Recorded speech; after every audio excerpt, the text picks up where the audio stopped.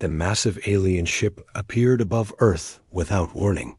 It was bigger than any city, casting shadows over New York as it hovered silently in the morning sky.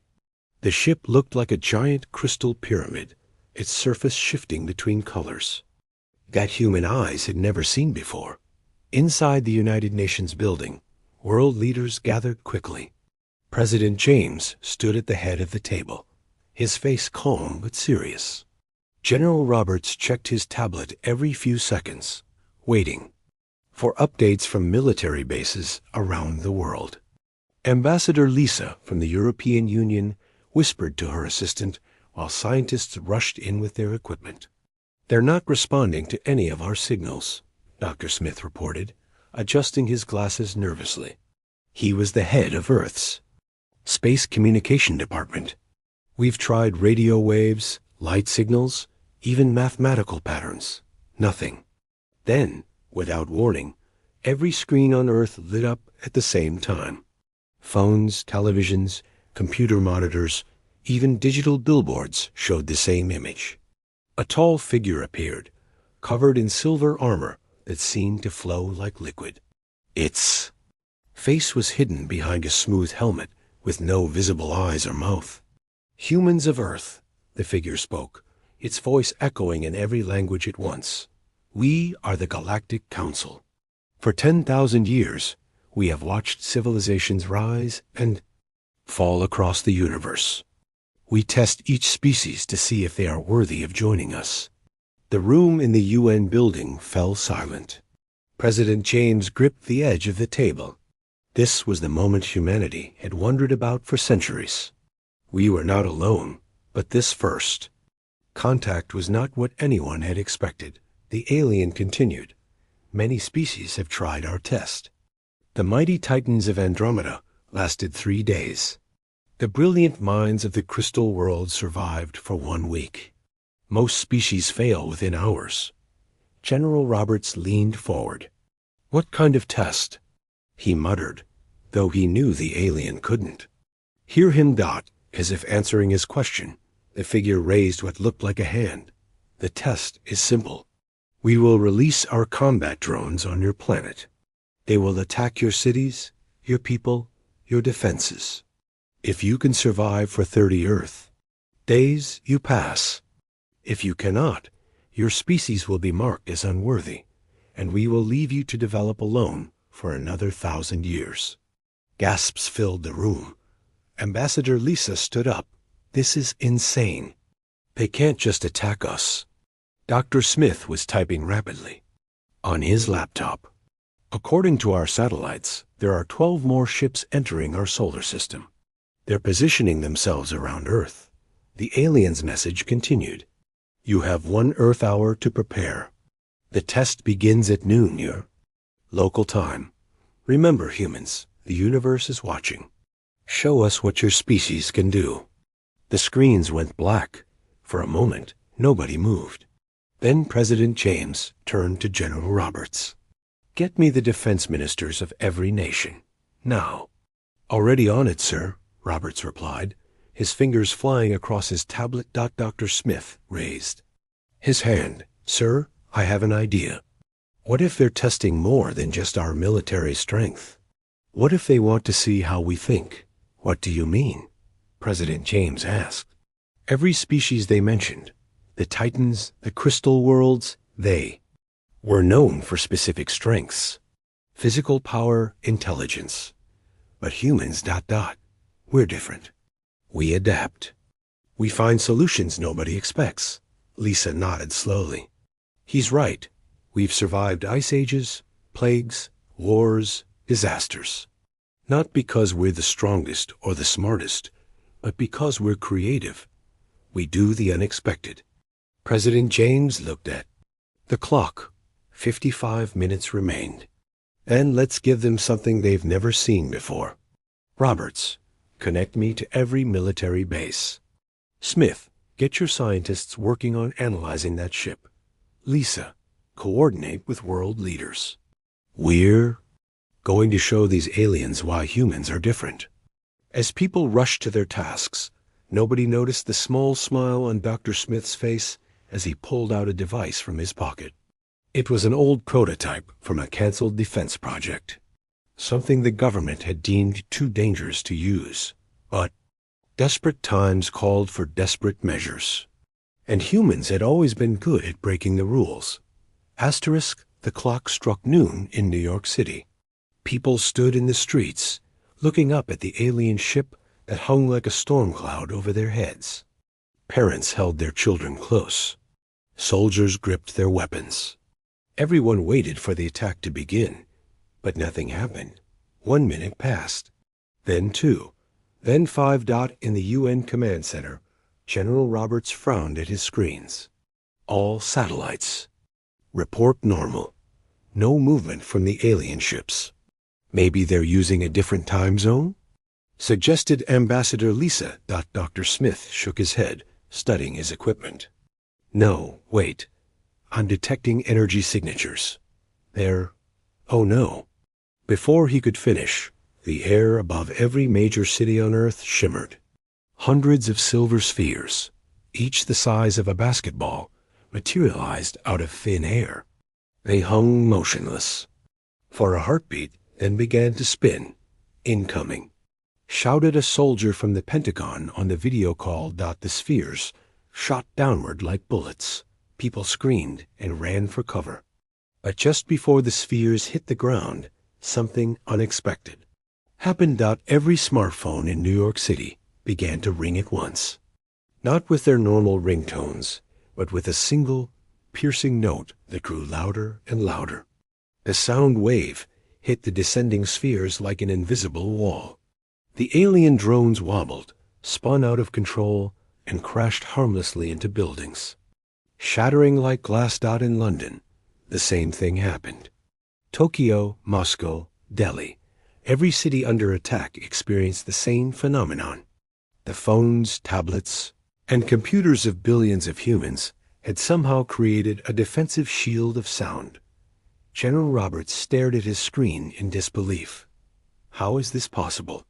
Dr. Smith was grinning now, his fingers dancing across his keyboard. I activated the Emergency Defense Network. It's a program I've been working on for years. It turns every connected device into part of a planetary defense system. You did this without authorization? President James asked, though he looked more impressed than angry. Sometimes it's better to ask forgiveness than permission, Smith replied. But this is just the beginning. The aliens will adapt. They always do. As if on cue, the alien commander appeared on their screens again. This time, the figure's helmet had retracted, revealing a face that looked almost human, except for the silver skin and completely black eyes. Interesting, the alien said. No species has ever used their communication network as a weapon. You destroyed our first wave in 12 seconds. A new record. President James stepped forward. We don't want to fight you. Can't we discuss this peacefully? The alien tilted its head. Peace? The universe is not peaceful, human. It is a constant struggle for survival.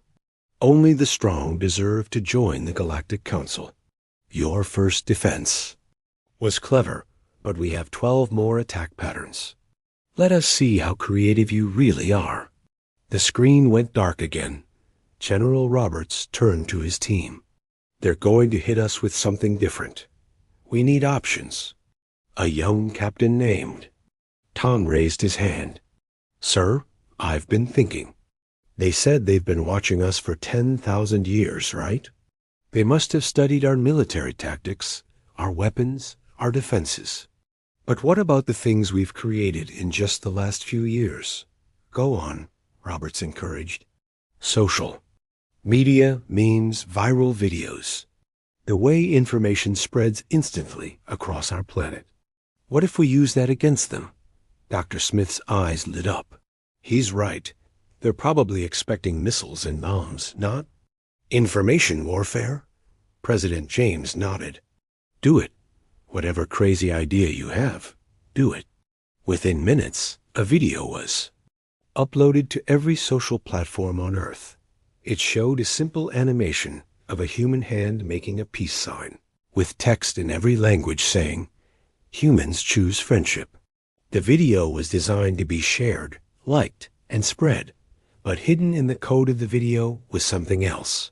A virus that Dr. Smith had created, one that could jump from human technology to any system that scanned it. The alien drones came again, this time in different forms. Some looked like metal birds, others like crawling insects. They seemed immune to sound waves. But as they flew over cities, they scanned human technology to adapt their attacks. And that's when they absorbed the virus. One by one, the drones began to malfunction. Some started dancing in the air, following the pattern of a viral dance trend. Others began projecting cat videos instead of weapons. The most advanced drones simply shut down and fell gently to Earth, where humans quickly collected them for study. In the alien command ship, warning lights flashed. The commanders stared at the screens, showing their drones acting strangely. "What is this madness?" A subordinate responded, "Sir, the humans have infected our systems with ... entertainment." The alien commander stood perfectly still for 30 seconds, processing what had just happened. His drones, designed to adapt to any military defense, had been defeated by memes and cat videos. In 10,000 years of testing species across the galaxy, nothing like this had ever occurred. "Commander Krell," his lieutenant spoke carefully, "should we proceed with Pattern 3? Krell's black eyes narrowed. "No. Skip to Pattern 7. Release the Mind Seekers." "Sir, that's..." "We've never used Pattern 7 so early in a test. These humans are not like the others. They fight with chaos instead of order. We must respond accordingly." Back on Earth, the celebration was short-lived. Dr. Smith watched his monitors as new energy signatures appeared. "We've got incoming. But these readings are different. They're not physical objects." President James leaned over his shoulder. "What do you mean?" "I mean they're sending something that exists partially in another dimension. Our normal defenses won't work." Purple mist began seeping from cracks in the ground across every major city. The mist moved against the wind, creeping through windows and under doors. When it touched people, they stopped moving, their eyes glowing purple, their minds trapped in illusions. In Beijing, thousands stood frozen in the streets. In Paris, tourists at the Eiffel Tower stared at nothing, unmoving. The mist was spreading. Fast, General Roberts shouted orders. "Gas masks. Everyone, gas masks now." "It won't help," Dr. Smith said, pulling up data. "This isn't chemical. It's some kind of psychic weapon. It attacks the mind directly." But then something strange happened. In Mumbai, a group of children playing in the street walked right through the purple mist, unaffected. They kept playing their game, laughing and running. The mist seemed to avoid them, pulling back like it was afraid. Tom, the young captain, noticed it. First on the surveillance feeds. "Sir, look at this. The children aren't affected." "Why?" President James asked. Dr. Smith studied the footage, and his eyes widened. "It's not because they're children. Look closer. They're playing a game, completely focused on it. Their minds are occupied with pure joy and imagination." Lisa understood immediately. The mist attacks minds that are worried, afraid, thinking about the threat. But if your mind is completely occupied with something else, ... President James grabbed the microphone that connected to emergency broadcasts worldwide. "Attention all citizens. This is going to sound crazy, but I need everyone to start playing. Games, music, dancing, anything that makes you happy. Don't think about the mist. Don't think about the aliens. Just have fun. That's an order." It was the strangest military command ever given. But humans, being humans, embraced it. In New York, people started having dance battles in the streets. In London, massive groups began singing pop songs. In Tokyo, people pulled out portable game systems and started playing together. The purple mist recoiled from the waves of joy and creativity, pulling back like smoke from a fire.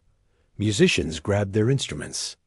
Artists started painting on walls. Children played tag. Adults joined them. The entire planet turned into one massive celebration of human creativity and joy. The alien commander watched in disbelief. They single quotes, playing, in the middle of a survival test. Sir, the mind seekers are retreating. They can't function against this level of chaotic positive emotion. Krell's fist slammed onto his control panel. Impossible. Fear is universal. Every species fears death. His lieutenant pulled up data. Sir, the humans do fear death, but they're choosing to ignore it. They're literally too busy having fun to be afraid. On Earth, Dr. Smith was laughing as he watched the feeds. We're winning a war by throwing a planet-wide party. This is insane. But General Roberts remained serious. They won't give up. We've surprised them twice, but they'll adapt. As if to prove him right, Commander Krell appeared on their screens again. His silver face showed what might have been frustration. Humans, he began, you have defeated our drones with sound, our adaptive systems with chaos, and our mind seekers. With joy, you are unlike any species we have encountered. President James stepped forward.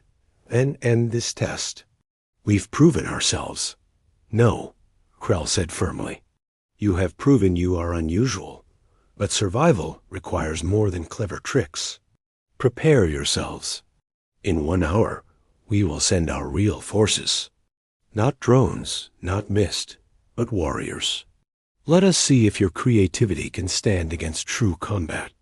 The screen went dark. The party in the streets slowly stopped. People looked up at the alien ships, knowing that the real test was about to begin. Asterisk, the hour passed like seconds. Earth's defenders prepared as best they could, but nobody knew what to expect. Military forces stood ready with conventional weapons. Dr. Smith and his team worked frantically on new defensive programs. Citizens armed themselves with whatever they could find, from baseball bats to kitchen knives. Then, at exactly the promised time, pillars of light shot down from the alien ships. When the light faded, armored figures stood in every major city. They were 9 feet tall, covered in silver armor that seemed to bend light around it. Each warrior carried a weapon that looked like a cross between a spear and a rifle, but they didn't attack immediately. Instead, one warrior in New York stepped forward and spoke with a voice that carried across the city. Humans, we are the elite guard of the Galactic Council. We have conquered 1,000 worlds. We offer you one chance. Surrender now, and the test ends with minimal casualties. Fight, and we will show no mercy. The response came not from President James or General Roberts, but from an old man standing in Times Square. He was a war veteran named Frank, and he stepped forward with nothing but his walking cane. You want us to surrender? Frank laughed. Son, you clearly haven't studied human history very well. We don't surrender, especially not our own planet. The alien warrior tilted his head. You are one old human with a stick. I am a trained warrior with advanced technology. Frank grinned. Want to bet? What happened next would be remembered as the moment humanity truly surprised the galaxy. Frank didn't attack. Instead, he pulled out his phone and started live streaming. Hey everyone, Frank here. Got an alien warrior in front of me talking tough. Let's show him what humans are made of. Everyone watching, I need you to do exactly what I do. Millions of people around the world tuned in instantly. The video went viral in seconds. Frank started doing something bizarre. He began dancing. Not well. It was an old man's shuffle, but he danced with absolute confidence. And across the planet, millions of humans began copying his dance. The alien. Warriors looked around in confusion as humans everywhere performed the same silly dance. But something else was happening. Dr. Smith had embedded a program in Frank's live stream. Every phone following the dance movements was creating a synchronized electromagnetic pulse. The pulses were weak individually, but millions of them together created a harmonic frequency that resonated with the aliens' armor. The warriors' high-tech suits began to vibrate, then spark, then completely shut down. Suddenly, the 9-foot-tall warriors found themselves stuck in powerless metal suits, unable to move. General Roberts gave the order. Now, while they're immobilized. But humans didn't attack with weapons. Instead, they did something unprecedented. They helped the aliens out of their armor god in Paris. A group of engineers carefully cut open an alien's helmet. In Tokyo, people brought ladders to help warriors climb out of their frozen suits. In Cairo, locals offered water to the aliens once they were free. The aliens, now revealed without their armor, looked remarkably human-like, just taller and with silver skin. They stood confused and vulnerable, expecting attack but receiving aid. One warrior in London, free from his armor, raised his hand to strike a human who was offering him food. But he stopped when he saw it was a child, maybe 8 years old, holding up a sandwich. "You must be hungry," the child said simply. "Fighting makes people hungry." The warrior lowered his hand, confused beyond words. Back in the command ship, Commander Krell watched in stunned silence. His elite warriors, trained for combat across the galaxy, were being defeated not by violence, but by kindness. "Sir?" His lieutenant reported, "The humans have disabled all our warriors' armor, but they're not harming them. The single quotes read ... helping them." "This makes no sense," Krell muttered. "Why show mercy to an enemy?" On Earth, President James broadcast to the alien ships. "Commander Krell, your warriors are safe. We've given them food and water. Some are even playing games with our children. Is this really what the Galactic Council wants? To test if we can kill, or to test if we're worthy of joining a larger community?" Krell appeared on the screen, and for the first time, he looked uncertain. "No species has ever responded to our warriors with kindness.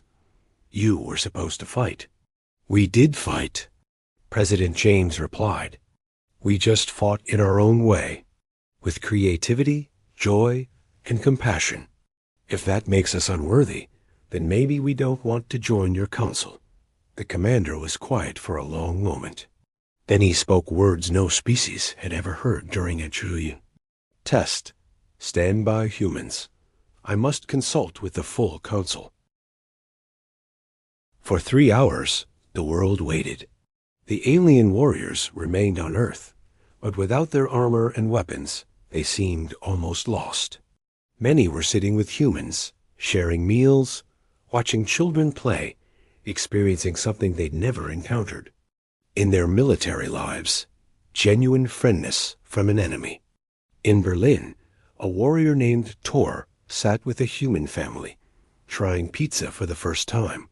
In Mexico City, another warrior was teaching alien mathematics to fascinated students. In Sydney, warriors and humans played football together on the beach. Dr. Smith watched it all from his monitors, documenting everything. "This is unprecedented," he told President James. "We're not just passing their test. We're changing their entire understanding of what a test should be." Finally, Commander Krell appeared on every screen again. But this time, he wasn't alone. Behind him stood dozens of different alien species, all members of the Galactic Council. "Humans," Krell began, his voice different now, less commanding and more curious. "In 10,000 years of testing species, we have seen military might, technological brilliance, psychic powers, and countless forms of strength. But we have never seen what you have shown us today." A blue-skinned alien stepped forward. "You defeated our drones with unity, using your connected devices as one. You overcame our mind weapons with joy. You disabled our warriors with creativity. And then, when you had won, you showed mercy. Another alien, this one with crystalline features, spoke next. The test was never about survival. It was about character. We wanted to see what each species would do when pushed to their limits. Commander Krell continued. Every species before you responded with increasing violence.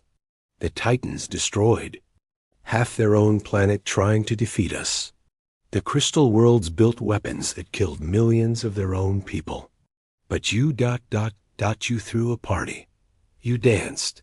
You turned our warriors into dinner guests. President James stood tall. So did we pass your test? The council members looked at each other, and then something unprecedented happened. They laughed. All of them, different species with different sounds, but all laughing. Pass? Krell said, his black eyes somehow seeming warm now. Humans, you didn't just pass. You broke the test. You've shown us that our method of testing was flawed. We were looking for warriors, but you've reminded us that the galaxy needs something more. The blue alien spoke again. We vote unanimously to offer humanity full membership in the Galactic Council. But more than that, we want to learn from you. Your approach to conflict, your ability to find unexpected solutions, your capacity for forgiveness. These are things the galaxy desperately needs. General Roberts stepped forward. What about your warriors? The ones still on Earth? Krell's face did something that might have been a smile. Ask them yourself. The screens changed. To show Tor, the warrior in Berlin. He stood with the human family he'd been eating with. Commander, with your permission, I would like to stay on Earth. These humans have taught me more about strength in 3 hours than my training taught me in 50 years. Other warriors around the world made similar requests. They wanted to stay to learn, to understand how a species could be so fierce and so kind at the same time. Dr. Smith raised his hand. I have a proposal. Instead of you testing other species with attacks, what if we helped you design better tests? Tests that reveal character without requiring violence? The crystalline alien leaned forward, interested. Explain. Well, Smith continued, getting excited. Humans are really good at games and puzzles. We could create scenarios that test creativity, cooperation, empathy, problem solving. Imagine an escape room the size of a planet, or a mystery that requires an entire species to solve together. The council members looked at each other, and Krell nodded slowly. This could work. A new way to evaluate species, one that brings out their best instead of their worst. President James smiled. Then let's make it official. Earth joins the Galactic Council, not as conquered subjects or proven warriors, but as partners. We'll share our creativity, our music, our art, our games, and maybe, just maybe, we can make the galaxy a little more fun. As the agreement was made, people around the world celebrated. But it wasn't a celebration of victory in war. It was a celebration of something far more precious. The day humanity taught the galaxy that strength comes in many forms, and the greatest power of all might just be the ability to make someone laugh, to show kindness to an enemy, and to turn a test of survival into an opportunity for friendship. The alien ships didn't leave Earth that day. Instead, they landed, and there, doors opened. The real test was over, but the greatest adventure, humanity joining the galactic community, had just begun. Asterisk.